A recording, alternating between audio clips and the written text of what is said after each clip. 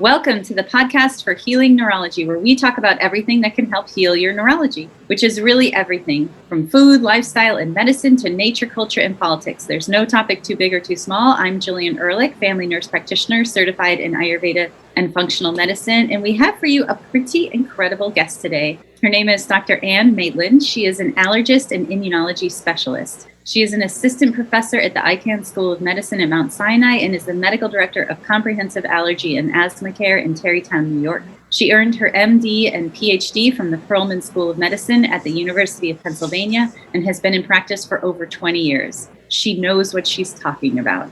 I don't know if my daughter would agree with that statement, but I appreciate the generous and gracious introduction. Oh yeah, what you know is pretty incredible, and you serve on the AAAAI community for mast cell mediated disorders and the committee for the unmet need. So this is going to be a deep dive conversation into mast cell disorders, the immune system, the T cells, B cells, the innate immune system, the mast cells, and let's roll. Welcome. We're so happy to have you. No, I'm delighted for the invitation. So let's dive in. What we've talked about on this show before is kind of these two arms of the immune system, like the innate, which is the non-specific and the quick, relatively quick, and then the adaptive, which is like the slow and more specific. Can we talk a little bit more about these components of some of the cells within those two arms? So first of all, one of your specialties and one of the things we work with a lot in the clinic is mast cell disorders. And I'm wondering if you can tell us a little bit about mast cells specifically, like what are they and what are they there for? Why are they not only trouble? You know, mast cells are an amazing cell population that no one learned about when they were training. You know, I was at one of the few programs in the country that actually had in-house allergy immunology faculty. And even then, it was only 2 lectures the first year of medical school. These cells were originally identified back in the 1800s, one of the first immune cells ever identified. And it was the thoughtfulness of a gentleman who actually faced a lot of uphill struggles to get his work recognized, where he took dyes that were used to make textiles for the German nobility, threw them on tissue and lit up these cells all throughout the body. He had no idea what they did, but he knew that they were important because they were also found in all types of animals. So it was found, fish, amphibians. And so clearly these cells had something to do before the quote unquote allergy epidemic. Unfortunately, the first job that was identified for these mast cells really was in 1989. Whoa. Big jump. Big jump, 100 years later. I mean, they knew they had heparin, they knew they had histamine, but they really still didn't have an idea what these cells did.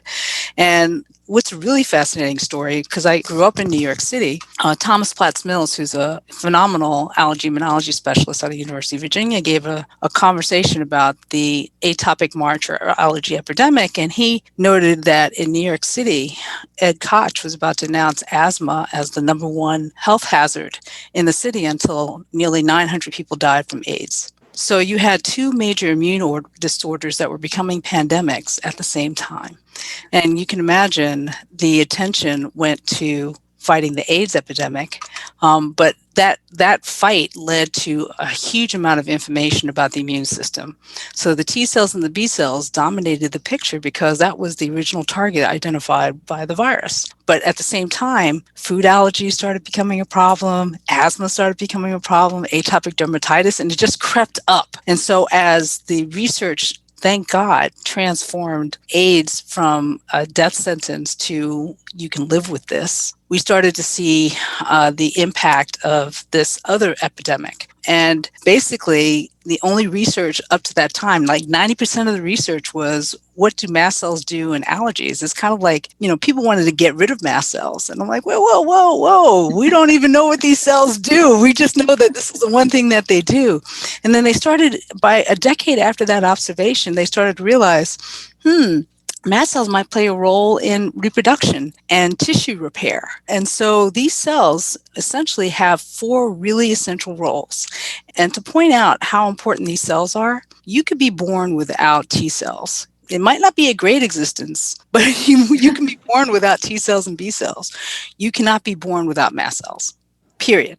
And so these mast cells, not only are they important for tissue defense, but helping to coordinate tissue repair. And then they participate in reproduction. Think about how women going in or out of their menstrual cycle will have worsening migraines, worsening asthma. That mast cells are probably leading the charge there.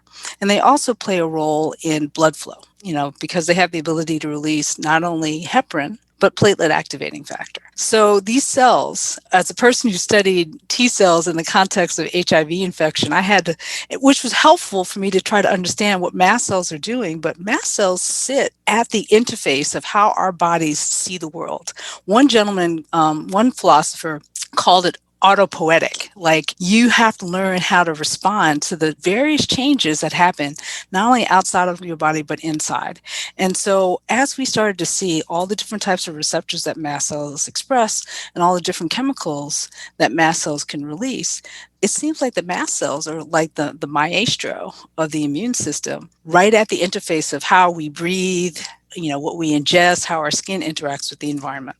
Eating, breathing, and sex, and making babies. That's pretty much like what life has to offer. I'll keep my day job. I won't sing, but. Can you talk a little bit about the differences between T and B cells, and then we can kind of start trying to I'm of course a little bit biased. I always thought T cells were like the captains of the immune system.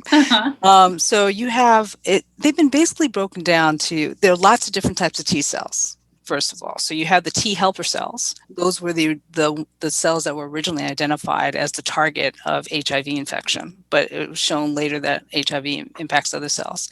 And they're the ones who kind of interact with the B cells to say, okay, what kind of antibody should you make after you see this bacteria or this virus or this substance? Understand antibodies, which are made by B cells, and the word B actually comes from the term bursa. So from chickens, which is connective tissue. So there's another tie-in between the connective tissue and the immune system. So that's kind of like a specialized production plant. And so the T cells and the B cells are kind of called in after there's some type of a tissue injury or change in pattern. And you have the front responders, or the first line responders, which is the epithelium, which has some intrinsic abilities to help defend itself, kind of like a border surrounding a city that has an electrified fence or something. And then you have the guards on the wall, and mast cells. Dendritic cells are also there. So they're the ones that have all those sensors to try to figure out what might be coming in. Are you safe or not safe? And because mast cells have these really potent chemicals, you don't want those chemicals out there willy-nilly. It's kind of like having that security guard on the wall. You don't want them pulling out their gun and shooting if it's just somebody who's looking for directions. There's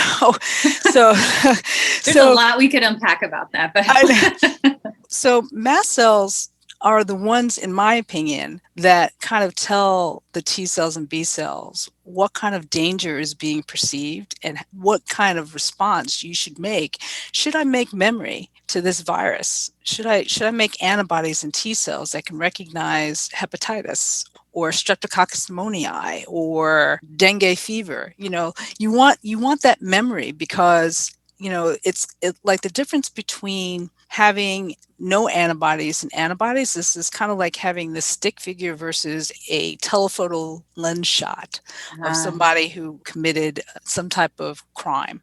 And so in many ways, antibodies are like mugshots. It's just a question of the quality of the mugshot. And as you can imagine, sometimes those mugshots are innocent individuals. And so then we start crossing into, did tissue damage lead to an autoimmune disorder? Like, did you start making antibodies against yourself because you kept on having tissue injury and the immune system was like, danger, danger, Will Robinson. And just, after a while, the stress is so high that you're not going to care that, oh, that was my thyroid. So is this kind of like the more stress that the body's under, the more quickly or the less carefully the mugshot is made, and that's how we end up targeting the good guys who we mistake for the bad guys? Well, think about it. If your body is constantly stressed, you're consuming a lot of energy away from the daily maintenance, the daily wear and tear, and shifting it to you're willing to contribute resources and energy to fight off something that's going to cause you to have sepsis or cellulitis or pneumonia. But you shouldn't be willing to take that energy away from your daily functioning to go after your thyroid or go after pollen. So those are hypersensitivity responses. So the question is, and what's really interesting, just having an antibody does not guarantee that you have an autoimmune disorder or a hypersensitivity disorder. It has to be, thank God, a two-hit. So there has to be some type of injury or perceived injury. And then you have to have the receptor recognize, in the context of that danger, what it is. So for instance, I can go out right now and test 100 people for IgE to peanut. Mm-hmm. Out of those 100 people, I'll find 15 that have a positive test. Do they all have peanut allergy? No, only a third of them do. And how do you know? You ask them. God forbid you actually, ask a few questions. So we know there are plenty of people that have positive antibody tests, whether it's a positive ANA or a positive antibody to milk, and don't have any clinically obvious symptoms or syndromes. But if that person has some type of a stress, like, pollution, a physical trauma like a motor vehicle accident or surgery, if they get a major infection like Lyme or pneumonia, then the immune system goes on guard, goes up to a higher alert, and it might not necessarily care that it's your joint or your brain. Mm-hmm. I can tell you, I'm probably on my way to mouse hell because of all the mice I had to kill to get my PhD, but I can make a mouse allergic to cheese. And how I did that would be I would expose it to some type of a toxin or physical trauma, and then I would apply the cheese to that site. Immune system comes in. Collateral bystander damage. So when we think about something being a toxin or something being safe, what I'm hearing you say, and I just want to kind of call this out, is that it is way more subjective than science would have us originally believe. And what that means is that when we talk about things that help the perceptual aspect of our subjective being, so we talk about Gupta program, we talk about meditation, breath work, IV ketamine therapy, hypnotherapy, all those components that lead us to feel safe, we can actually develop a sense of safety within a somewhat toxic world. Correct. And be okay. We can have an allergy to peanuts, but not actually react to peanuts based on our system. Correct. Think about Kung Fu, the gentleman's tied down in the middle of the road. He's able, with his mind alone, take his body into a space that's protective to all the outside insults that he must be experiencing. But then the flip side, the tricky part is that, so many of the patients who struggle with mast cell activation, long COVID, all these components have been told by the medical system to meditate their way out of this, especially this high percentage of folks who will have neuropsychiatric symptoms. Can you talk a little bit about that component of it? Again, it takes two to tango. So you need to remove yourself from the insult, right? At the same time, telling your body, start standing down. So we typically, I think Western medicine, unlike Eastern medicine, has a tendency to do, the magic bullet approach, as opposed to understand that this is a dynamic situation between your body negotiating the environment. And so there are definitely changes in the body. And then there's definitely changes in the environment, moment to moment. You breathe 18 times per minute. You swallow 1 to 2 times per minute, which increases. And your skin is always exposed to the environment. Is your skin the same that entire time? No. Is your respiratory tract the same? No. And what are the things that can influence that? So I have a collaborative effort with 2 other phenomenal individuals. Well, actually, there are a lot of phenomenal individuals, and I look forward to working with you as well, where you still need to hydrate. You still need to bring in nutrients. You still need to excrete waste products. You have to make sure those organs are being given the energy and the ability to do so as you're trying to meditate, right? And so that helps reduce the stress. Does it completely eliminate it? No, because your body's still sensing that there's been injury. You can't meditate a gunshot wound away. But, think about the role of prayer. right? And that has been discounted time and time again. But it's been shown that if people have something, a sense of purpose and a sense of something that's bigger than the situation that they have a much stronger likelihood of negotiating that next bump in the road with efficacy and effectiveness. And so I think it's important, like what we do in our practice, we partner with nutrition. We partner with we have Ayurvedic partners and traditional Chinese herbal medicine partners. I use acupuncture and acupressure. And here's a good point regarding connective tissue disorders. If you look at where some of the acupuncture points are, you can see that there's a cluster of mast cells near those nerve points. Interestingly enough, depending on, you can actually, for instance, a lot of Asian cultures will use acupuncture for analgesia, even during operations, right? So if you put cromolyn, which is a mast cell stabilizer, at the site of where you place that acupuncture needle, you will interfere with the analgesic effect. So, it's that yin yang, right? And you need to be able to, and the appreciation that I now have for Eastern medicine is that, one person's floor and one person's ceiling, it all depends, so it's a push-pull, and you have to understand where you are in that push or pull in order to counter it, right, in order to get that wellness part. And so I would have to say that you can't just take an elixir and hope that you're going to feel better. You can't just meditate. You need to also address where your body is in that state and recognize that, and then try to optimize it. And it really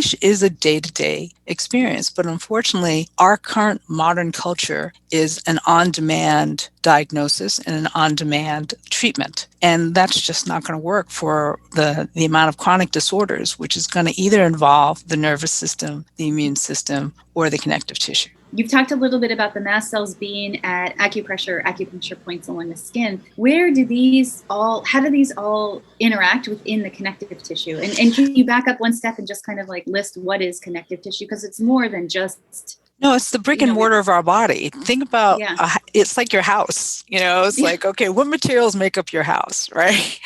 Yep. And individuals that have connective tissue disorders, my patients will tell you, I'll use this very innocent analogy of, the three little pigs, right? So you can have a house of straw, you can have a house of brick, and you can have a house of mud, so thatch might work really well in Hawaii, but ain't going to do very well in the Bronx. So the genes that you've inherited, and we've had a lot of mobility of cultures, right?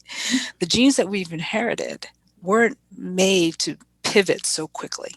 And the living environment that we've been in has changed dramatically within 50 years.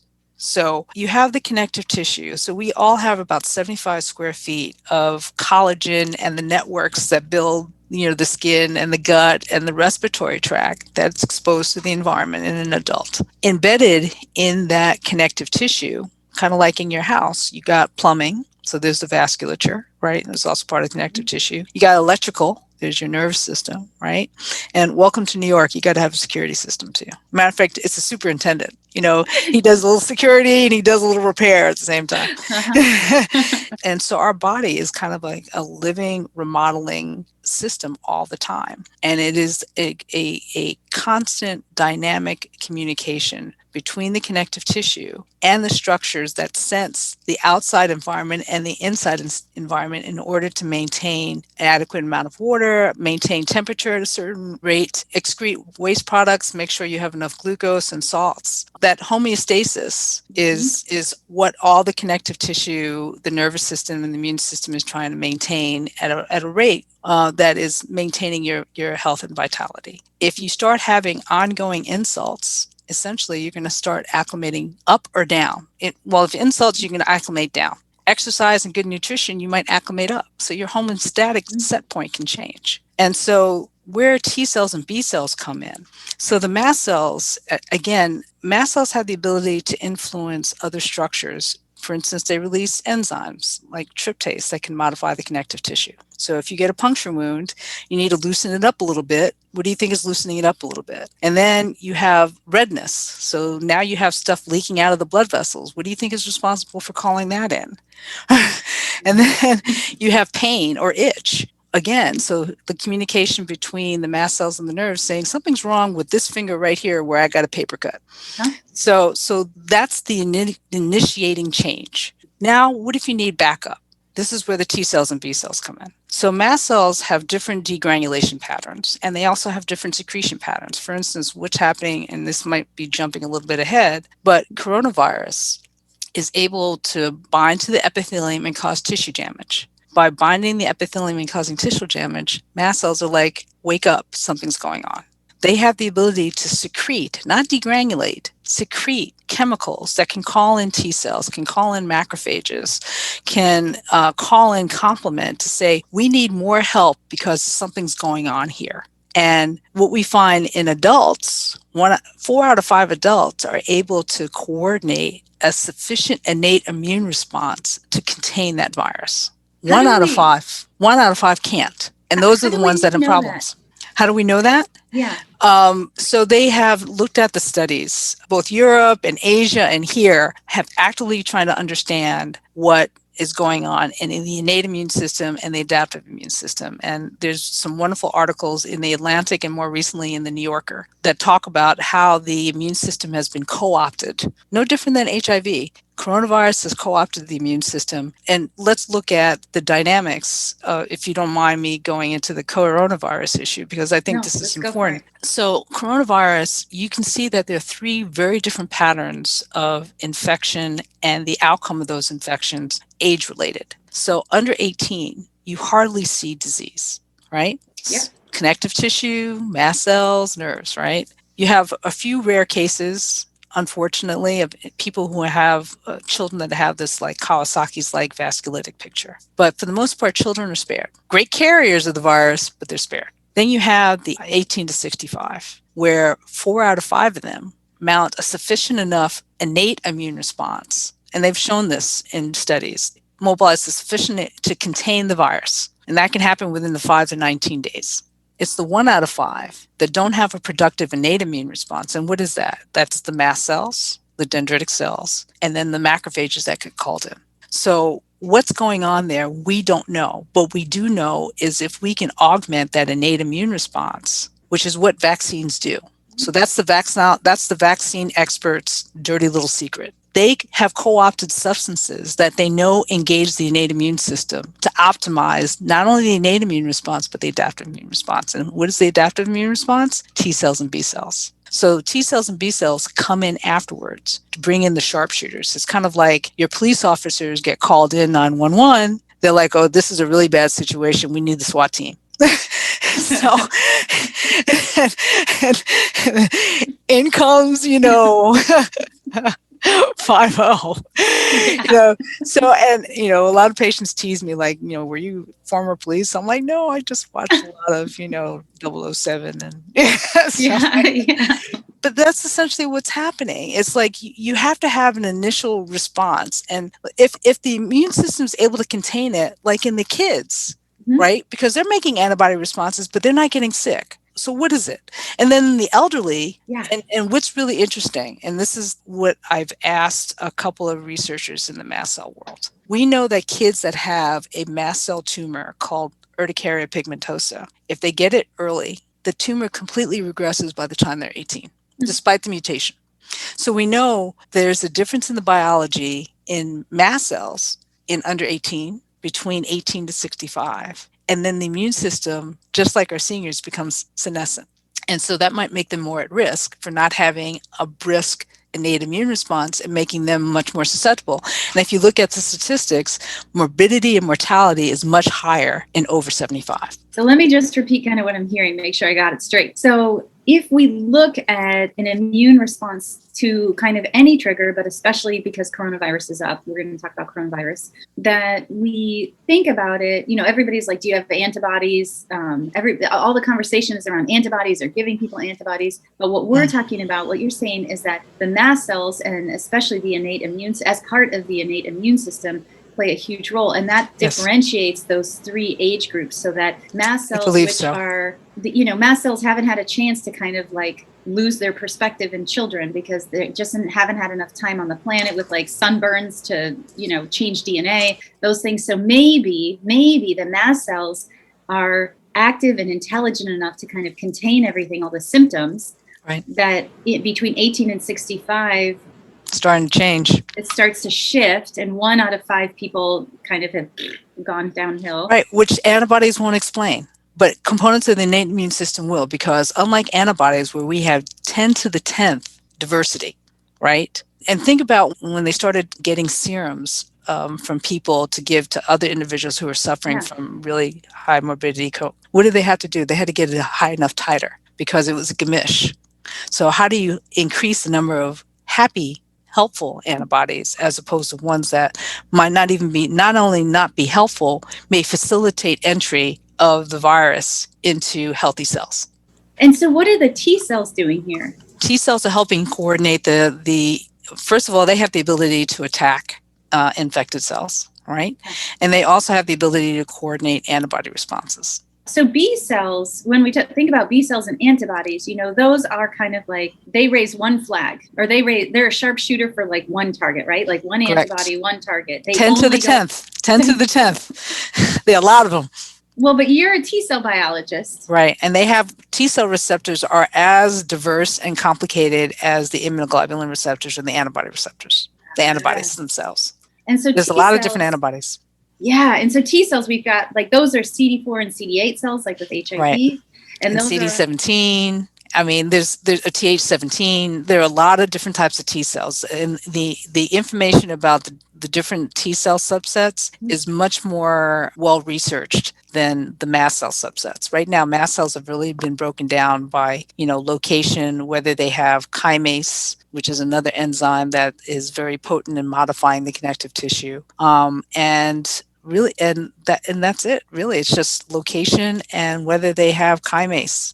Other than that, really haven't done the amount of phenotyping like CD4, CD8. And by the way, CD4, CD8 terms came out of the HIV epidemic before they had different names. And so here you have a pandemic that drove a huge influx of effort to kind of better understand the immune system. And so just what like HIV did for the adaptive immune system, I believe coronavirus is going to do for the innate immune system. Meaning better understanding of what the different components of the innate immune system is. Because right now, what you hear is the innate immune system and antibodies. The immune system is a heck of a lot more complicated than that.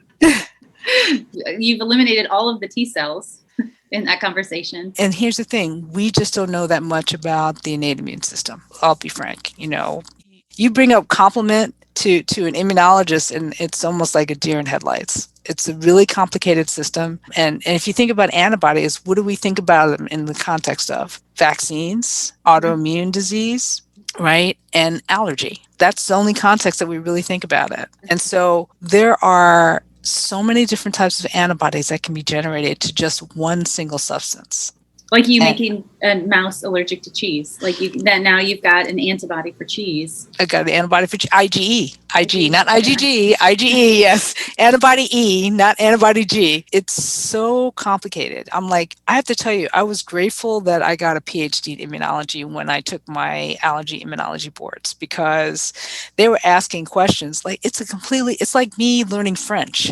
It's a completely different language and not even French, Arabic, because it's so foreign and it's so complicated and there's so many different characters that we're not accustomed to thinking about. So you have CD4 positive T cells, and they're naive T cells and memory T cells. Same thing for the B cells. You have natural killer cells. You have natural killer T cells. They all have different jobs. Think about all the different defenses that we have in this country. You got the Coast Guard. You got, you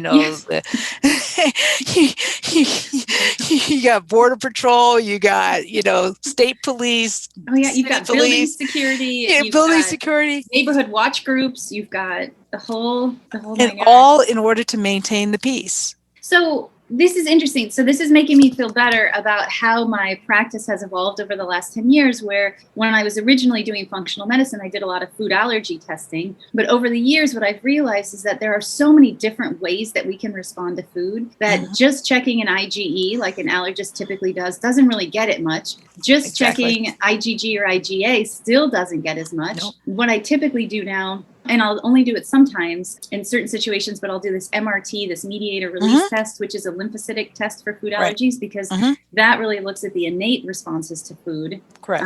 But knowing that it's still limited. And I still have patients that bring me, the IgG test that they did 20 years ago. And they say, well, I haven't eaten an almond in 20 years because my test says I'm allergic. And what we know is that the immune system is so dynamic. I think of food allergy testing as accurate for about 6 months, 6 to 18 months. And whatever we do, if sometimes people say, just give me a list. And I think, all right, well, we'll temporarily decrease the reactivity of your immune system by taking these foods out, but that it's dynamic, it's going to change. And this is not a complete list. There's a lot of limitations to food allergy testing. But I would have to say the issues with food allergies kind of emulate what's going on in society today, right? Meaning tolerance never comes from avoidance, never. So you have to engage. It's just a question of the basis of the engagement. And so I'll give you a story where I had a patient whose son was allergic to all the tree nuts, and they're of Eastern Asian heritage, which is very important in the diet. And having a food intolerance or allergy really impacts one's social life in so many ways. And so she came to me like 10 years ago and said, my sister is a doctor. I have an EpiPen at home. Would you be against me desensitizing my son at home using almond soup? Like, I'll boil some almonds and I'll just start them on a drop and then I'll just increase it every day. And I'm like, I can't sign off on it. With a wink. But I can say that there are practitioners that do that. And 6 months later, he was completely tolerant to 10 almonds. So again, it's not just about the antibody. It's about the individual. Where is that individual, right? And it's much easier to induce tolerance if the body is not stressed. So here's where the meditation and the neural retraining and the acupuncture and acupressure. But you also want to make sure that the borders are intact. I'm more allopathic, but I'm starting to appreciate functional medicine. The term leaky gut as a scientist. Well, how about leaky brain? It just keeps going. I know. I'm like, but it's all about barriers, right? And so, look, you can meditate all day long, but if your house is being shot at and there are holes in it that allows the elements to come in, you can't think that's not going to impact you. Yeah. So if you still have ongoing insults to your barriers, whether it's your skin or your gut or your respiratory tract or your urogenital tract, that is going to raise the alarm of the local cells, which will then, if it goes on long enough, it'll start saying, something's wrong here. I need help, which is what happens with coronavirus. Something's wrong here. I need help. And 1 out of 5 adults, that help comes in, not like, just 1 or 2, other officers in the area. It comes in like gangbusters. And that hyperinflammatory COVID storm that people are talking about. And that's what happens with people with allergies. Like, our bodies are so exposed to chemicals that we're not accustomed to. I think about growing up in the Bronx, where we lived in a semi-detached house, right? It was dense, but not crazy. But there was only 1 car per family. Milk was still delivered to the back doors in glass bottles. You went into a market, not a supermarket. You went into a market and there was seasonal foods that were available that was packaged in either glass, paper, or can, right? So do you remember the movie The Graduate? Mm-hmm. And, Dustin Hoffman's character got advice from the next door neighbor and it said plastic. Right? So you have to think that individually wrapped and plastic and, polyester of the late 70s and 80s and supersizing everything brought huge exposure to chemicals that our bodies just were not accustomed to. Seriously, even clothing. What was clothing mostly made out of? Cotton, silk, animal hide, right? And what do a lot of these patients have problems with? They have, mixed fibers, and so what we eat, what we wear, the walls that we live in, and here's another thing, growing up in the Bronx, I can tell you, you could hardly find me in my house We spent 50% of our time outdoors easily. The average American now spends 90 to 95% of their time inside something. And that's probably even worse with coronavirus. So you're in your home, you're in your workplace, you're in your school, you're in your indoor playground. You're Kids in playing your on the screen. Xbox. Yeah, Like, you're not even necessarily by a window anymore. No. I'm thinking coronavirus is like, the forerunner into the Matrix. I'm like, okay. I can't tell you, I was so excited going outside shoveling. I'm like, oh, this is great. Yes. Yep. Literally, the materials that make up our homes all have been completely transformed in less than a half a century. I would say 30 years. And especially we talk about, with the mold epidemic in the 80s was when buildings became very sealed. Everything's coated in Tyvek now. So it's such a damn good moisture barrier, but we make moisture in the house by breathing. And so where does that go? It just grows mold in our walls. Right. And this is all human made. And we know that's the case because, I had the pleasure of traveling to China 2 years ago. And guess who's now facing a huge allergy and asthma epidemic? In less than 10 years, they have doubled the incidence of hypersensitivity disorders, which goes with their rate of modernization of their society. You're so good with those statistics. Can you list off some of those statistics about asthma and allergy? So what's really interesting is that we don't have really good statistics about asthma because we don't screen for asthma. Pediatricians don't screen for asthma. Internists, we're not taught to do that. We wait for them to have an asthma attack. So it's now estimated that there's about 35 million that have asthma in this country, which is about 1 out of 11. Not small. Definitely higher in certain communities. And this is definitely a socioeconomic issue that's tied to communities of color because, unfortunately, it's not to say that white communities are not impacted by this, but it's worse in underrepresented communities of color. So inflammation of the nose and sinuses is the number 2 reason for absenteeism from work. 1 out of 4 kids, 1 out of 3 adults, easily. Urticaria impacts 1 out of 5 sometimes. So just having hives come out of nowhere, 1 out of 5, lifetime risk.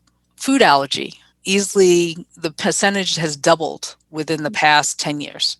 And now other foods are being impacted. Like, now you're starting to see sesame join the list. And the most disturbing fact, in 2014, they did an anaphylaxis in America study, and 1 out of 50 Americans at some point have been treated for anaphylaxis. Well, when we had the ability to go into a room that had 100 people, easily 2 people have been treated, and many more are carrying epinephrine autoinjectors for the risk. So clearly, we have flipped the page from infectious disorders, which was the major form of morbidity and mortality 100 years ago, to chronic hypersensitivity disorders, both immediate allergies and delayed autoimmune disorders since I would say the 70s.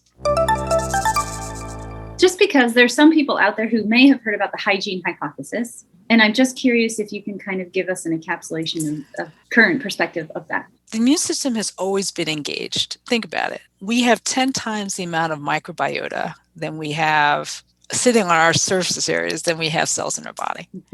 Your immune system has always been engaged with that. So now you just take it away like that. You really think that the immune system is going to stand down? And some of those chemicals that are in our foods, in the perfumes and the cleaning agents, in the walls that, or the new cars that, off gas, or the flooring that you got from some manufacturer that had too much formaldehyde in them, all are chemically sensitizing the tissue. And then you add on pollen or mold or milk or peanut or sesame. The immune system is already engaged because of the chemical and the temperature changes. And then you put in these harmless substances, it's off. So it's not just the hygiene hypothesis, because I can tell you that the highest rate of asthma in New York City is in communities like Harlem, where you have, it's about 4 square miles and 300,000 people. It's kind of hard to have, and you walk down the street, like near 110th Street, and there's some critters that are bigger than cats. So I'm like, okay. And then actually, I can tell you a study from NYU that just got released shows that the pollution in the metro stations is one of the worst, and a lot of these subterranean, the air quality is horrible. And so you have a combination. Remember, I had to traumatize the mouse. Well, we're being traumatized by the air we breathe, the food that we ingest, and the clothing we wear, and the homes that we live in. It's not blatant. And that chemical or temperature insult is waking up the immune system. And then once you wake up the mast cell, it's hardwired to recognize usual suspects. So it could be bad, but it could be good bacteria that it's going to go after, or viruses, or chemicals that are either manufactured, such as Febreze. Not if anyone y'all eat Febreze, I apologize.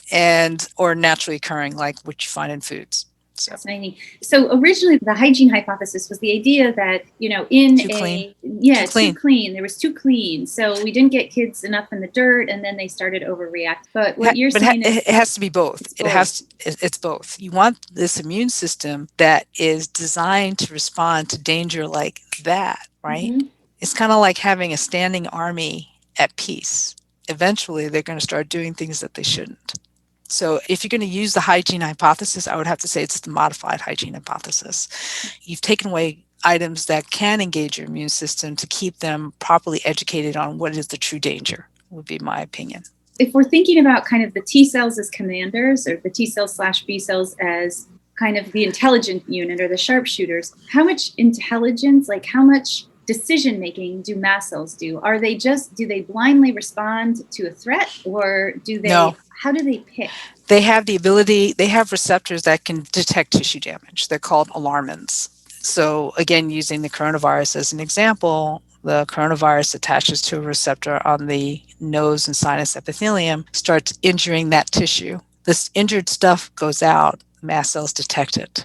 It's kind of like, your home security system being triggered. Once that's triggered, mast cells will investigate with the various receptors that they have. So if they have a receptor, if they've been poked and they have a receptor that recognizes something, they will release their chemicals. So mast cell activation disorders is really about differential chemical release. So are you putting and here's the thing, not all mast cell activation events involve releasing histamine or heparin or tryptase.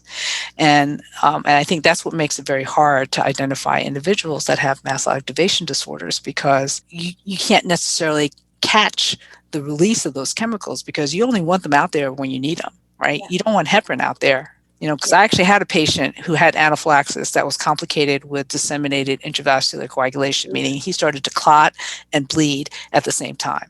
And you don't want tryptase and chymase out there willy-nilly because they clip. Matter of fact, Dr. Theoharides equates those enzymes as meat tenderizers. So if you want to make yourself loosey-goosey, which is what we've identified with one person. So going back to the connective tissue disorder story, Josh Milner, who was at the National Institutes of Health, I was interested in the genetics of allergies. And he identified a gene that's found in mast cells, tryptase. And he found families that had inherited increased copy number of that enzyme. So they had more tryptase. So instead of carrying a 6-shooter, they had an AK-47 of tryptase in each mast cell. Behaving like a sharpshooter, but with an AK-47. With an AK-47, full, like extra load of, right? But what was really interesting is these individuals were found to have, quote unquote, 3 debilitating disorders. They were found to have a form of hypermobile type Ehlers-Danlos syndrome. Mm-hmm. They were found to have dysautonomia, and they were found to have mast activation disorder. So here you have a mutation in a mast cell that's impacting the connective tissue, impacting the nervous system, and impacting the immune system.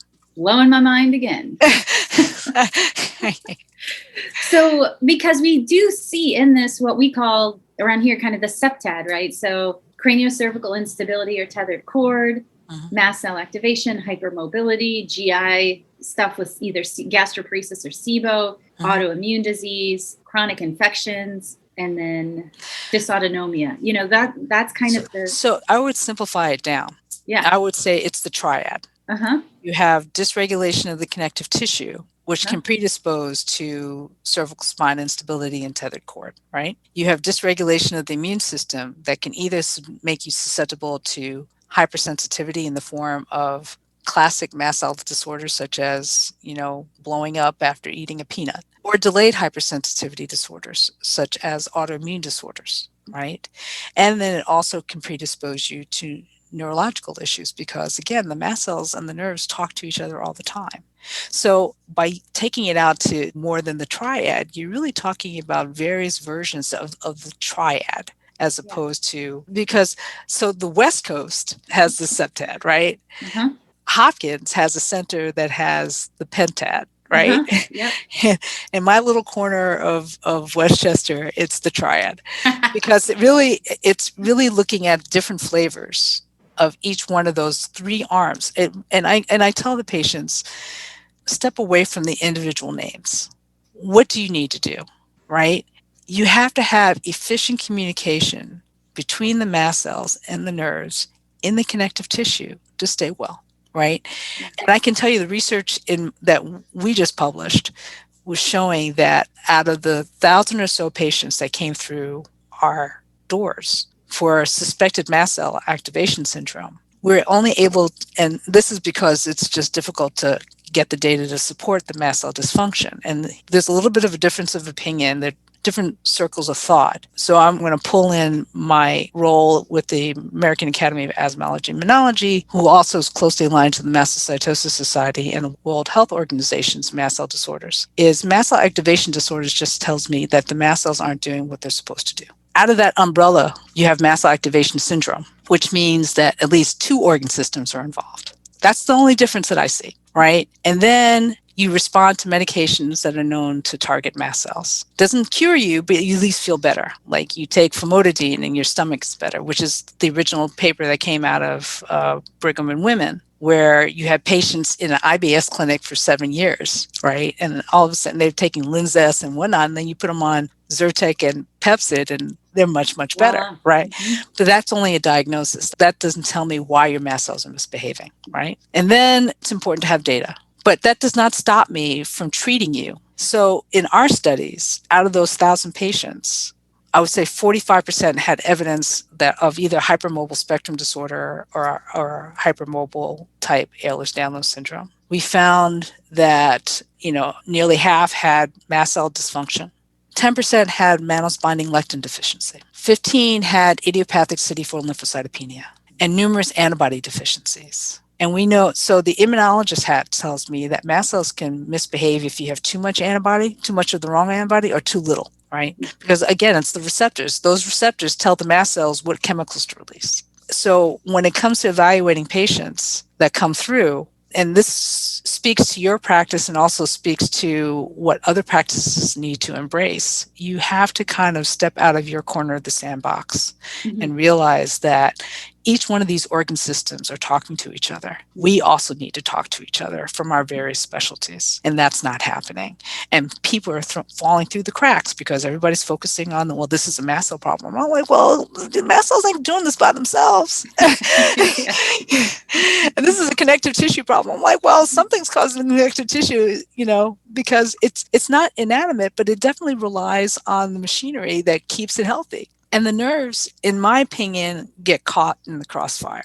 Really. If you're loosey-goosey, the nerves are like sitting here and you're loosey-goosey, they're getting physically traumatized. Like that cervical spine, there's a really big nerve that gets impacted by the cervical spine, the vagus nerve. Mm-hmm. And they've shown in animal studies and in humans, if you're able to improve the regulation of the vagus nerve, you can induce tolerance. Right? Physical exercise, stabilizing the neck. What happens? All of a sudden, they're starting to tolerate foods. I'm like, okay. So I think what we need is a multidiscipline. We're just like we have for cancer. And this is what's so frustrating. This is what I see as the unmet need. We don't ask questions outside of our narrow focus. Not it. And this is a problem in the paper I shared with you from Francis Peabody, is with modern medicine, we have a tendency to stop after our testing has ruled out a disease, as opposed to figuring out what the truth is behind the patient's symptoms. Even if you don't know it's a name, you can continue to inquire. I mean, what I'm sharing with you now, the boy that opened my eyes to this was, I was the 11th allergist that he had seen by the time he was 4 years old, and he had been seen by at least 20 other physicians, still hiving, still having anaphylaxis and asthma, can't go to school, or because he's just any environment other than his home was like danger. And I just sat there and listened. And I saw that he was tall, his brother was tall, his mom was tall. I'm like, looks familiar. And that was my first revisit to Ehlers-Danlos before my medical boards 10 years ago, which was a question like, Ehlers-Danlos, but then you had to then if you see Ehlers-Danlos, we need to start screening for neurological dysfunction. And so I would think, no matter what area you're coming from, you need to screen for immune dysfunction. And there are different flavors of mast activation disorders. You need to screen for connective tissue disorders, and Ehlers-Danlos isn't the only one that causes this triad to happen. I have 2 patients that have Gaucher's disease. I have Marfan's. Again, abnormalities in the connective tissue is going to impact the nerves and the mast cells. And, neurologists have been recognizing for a long time, people are complaining about hypersensitivity disorders, as you said, and the allergy testing isn't giving an answer. Yeah, those IgE tests are typically skin tests. And I don't even do it anymore. It's not worth it. It's not worth it. I mean, and first of all, by the time they see me, they've already had it done like 5 different times. So I'm just like, I'm not going to repeat the test. Save your money. So again, we go back, in that Francis Peabody article that you talked about is from a lecture given at Harvard, October 10th, 1926, and then it was published in JAMA in 1927. You sent this to me, and I'm so grateful because it really talks about, it's a really fascinating look, and it really says the treatment of a disease may be entirely impersonal. The care of a patient must be completely personal. So we're back to this subjective piece. Right. And the fact that practitioners, we're not even called practitioners anymore, we're called providers, have a tendency to put tests ahead of the patient's story. And, one physician basically described the way we deliver medicine now, or healthcare, I can't say it's medicine, is, this is a great article called None of the Above. And, after you rule out really bad things, the patient is no longer interesting and you move on. And there's no continuity of care. Like, my practice, I live and work in Westchester. Mm-hmm. So it's not uncommon. I had a patient of mine say, I saw you walking your dogs. I'm like, oh, say hi next time. We're so removed from the communities that we work with. And then you're going to wonder that what investment does that practitioner have? And a lot of practitioners really try, but after a while, the pressures by insurance companies or the institutions that they work for don't allow you, as one of my patients said, time to think, time to listen and think, appreciate how this is impacting their ability to work or interact with family members. And if you listen, as Osler said a long time ago, the patient will tell you what's wrong with them. And what was fascinating is what caught my eye, and it's just, and one of the reasons I came across that article, I was at my ophthalmologist's office. He was running late, which I don't mind because that's the only time I have for myself. And he had a copy of Francis Peabody's lecture on the waiting table. And what caught my eye was the section about nothing the matter with them. Mm-hmm. And it was a woman who, quote unquote, suffered at the hands of many a doctor. Mm-hmm. With numerous diets and tonics, who goes into a Boston hospital, and they said, we're going to fix you. We're going to figure out, we have the most modern technology. We're going to fix you. And they run the same tests that the community practitioners did, and the tests are completely normal. And the intern talks to the attending physician. He's like, I did all this work and there's nothing the matter with her. right? And he's like, look, we got other people on the ward that are much sicker. You need to get her out. And so they go to her. She said, we've done the most modern technology. We really can't figure out why you can't eat this. So here's a medicine for you, and God be with you. Yeah. Yeah. And I'm thinking to myself, it's 1926. Yeah. What do you have that you can be so arrogant Yes.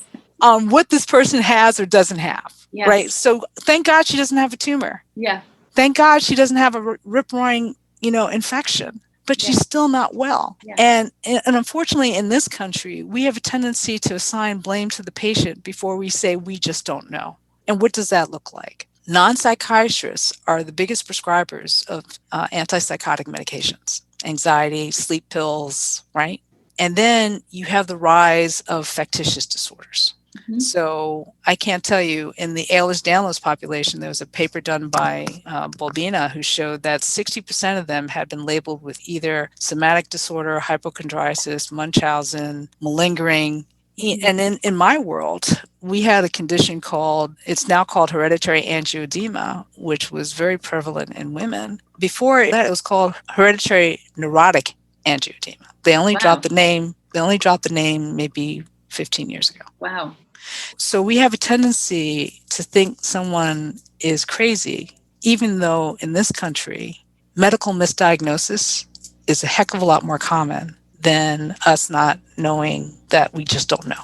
Yes. And I think by the time they come to you or I, patients are willing to accept, let me just find somebody who's willing and able to work with me. And you've written a great paper, which is your article. Oh, yeah. Misdiagnosis happens. Medical gaslighting should not. I just think you got to give patients the benefit of the doubt. If it's a choice of being in the hospital or being in my office or enjoying their family or enjoying a meal, I think they'd rather do the latter. But right now, there's been a movement, and it's not to say that there aren't patients who have secondary gain in being ill, but I think that's a lot more rare compared to that we just don't know yet. And it's disappointing to see organizations formalize medical abuse, especially in the pediatric population.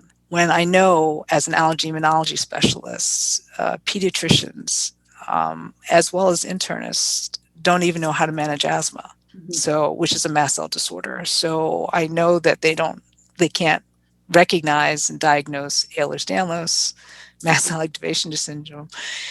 Who bends a child? Can you do this for me? Can you do this for me? Yeah. I had one child, she bent her finger back this way. I'm like, okay, you can stop. You can stop now. Yeah. And here's the thing, not everybody who has hypermobility is sick. Yeah. But there is a higher risk for it happening. There you go. I'm showing my fancy elbow. And so I'm as stiff as possible. Uh-huh. Yeah, because I remember when you went like this and I saw your hand go like, I'm like, oh, yeah. I have a lot of fun in parties now. Yeah. But my daughter has Ehlers-Danlos. Finding out about my daughter, I found out that my husband, my stepson, all of his family have it. Mm-hmm. And she suffered for like years with misdiagnoses. And the first diagnosis they typically go to is anxious, as opposed to, well, maybe she doesn't feel well and she doesn't have the vocabulary. I had a patient who came to see me a little while ago, and he just said, my whole life I've known something isn't right. I don't know what it is. And his exam was fairly benign. He was in his mid-30s, but lo and behold, we did in vitro testing, and he did, he had an elevated Beighton score, a hypermobility score. He had, and he's got the genetics for Ehlers-Danlos. Just something, and he said, it's always bothered me, and I've just been told I'm fine for the last 30 years. That's gaslighting. Yeah. Yeah. And it happens as long as it is, So one thing I just want to go back to before we close here is that tolerance is not built by avoidance. Love that.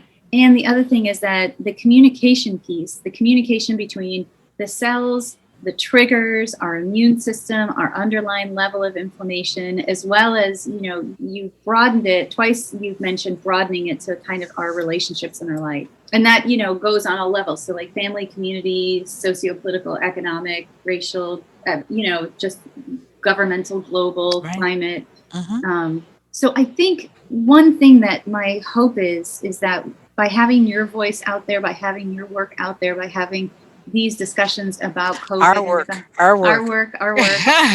It's a village. It's a village. By doing all these things, we can develop that communication not only within the individual's immune system for healing, but also for the larger society. It starts with the individual, but it's the individual and the society. Right now, I would say we are part of the medical underground railroad. Yeah. Right? Yes. That's a great way to put it. But we got to keep pushing, because I know people can feel better. I do. I believe that, and it starts with, what was that, Michael Jackson? I'm going to look in the mirror first and see what I'm doing, and making sure that I'm not going to be part of the problem. That's one. And then let me see what I can do to be part of the solution. And so that includes having conversations like this. I look forward to these type of things, because I learn, and, we're seeing overlapping things, right? And I've gained so much just hearing patient stories and hearing practitioners' stories from a different vantage point. And I think we've been given the tools. To deal with the current pandemic. We have. And it starts with, being kind to one's neighbor, really. Like, wear your mask, stay 6 feet, and say hello to people. Just don't ignore them. Even if they're on the street, homeless, acknowledge, say hello. They're not going to jump at you. They just want to be acknowledged. Their humanity wants to be acknowledged. And I think if whatever your faith system or belief system is, if we don't work together, we're going to sink. And I honestly believe most people, they're just not given the vocabulary on how to engage with other practitioners. They've not been given the vocabulary to recognize what's in them. I mean, the delay in diagnosis boils down to, well, what does the person know? What does the general practitioner know? And does the general practitioner know when they should stay with them and when they should refer out? And they should not be afraid of the referring of the consultant to steal the patient. I'm like, please go back. I'm happy to talk about the immune system all day long, but we need to share our knowledge on how to screen. Like, what you're doing is hardly done, especially in the amplified pain clinics. They don't believe that Ehlers-Danlos can be an increased risk factor. Well, hopefully we can change that.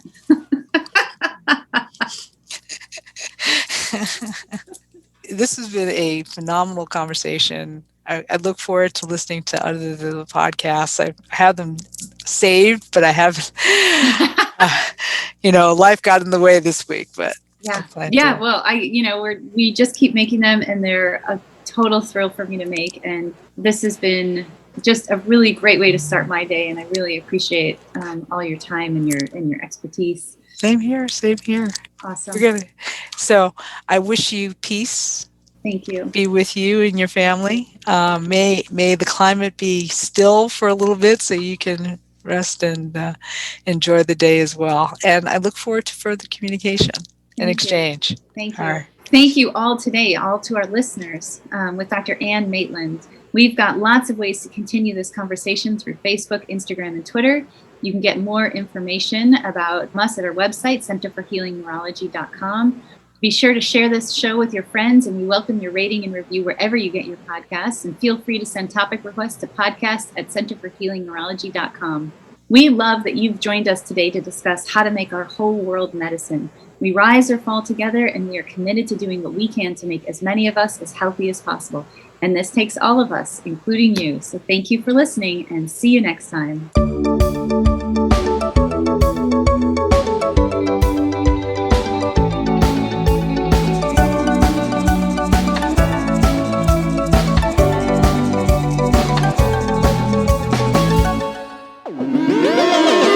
Partyfish Media. Partyfish Media acknowledges that it operates and records on indigenous Duwamish and Puget Sound Coast Salish land that is still home to the Duwamish tribe. This land is stolen in violation of the Point Elliott Treaty of 1855. We are committed to uplifting the name of these lands and community members from these nations who reside alongside us. For more information on this land, its people, or ways you can help, visit duwamishtribe.org or realrentduwamish.org.